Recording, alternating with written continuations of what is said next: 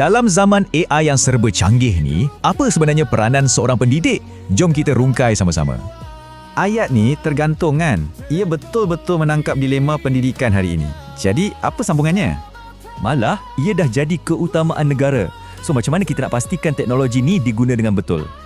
Okey, sekarang kita kembali kepada soalan asal. Macam mana guru ideal ni nak hadapi AI? Biar kita jelas, teknologi hanyalah alat. Sentuhan insan seorang guru itu takkan boleh diganti. Tapi, inilah sambungannya. Risiko sebenar ialah kalau kita tak ambil peduli. Risikonya bukan diganti AI, tapi ditinggalkan oleh perubahan kalau kita tak bimbing penggunaannya. Sebenarnya, isu ini lebih besar daripada sekadar alatan. Ini adalah soal tanggungjawab kita. Tanggungjawab untuk sediakan pelajar kita menghadapi dunia masa depan. Itulah yang paling utama. Di sinilah bezanya. Seorang guru bitara bukan sekadar ikut perubahan, tapi merekalah yang memimpin perubahan. Jadi, ingatlah, ancaman sebenar bukanlah teknologi, tapi keengganan kita sendiri untuk berubah. Soalan ini untuk kita semua renungkan. Adakah kita nak memimpin atau kita akan ditinggalkan?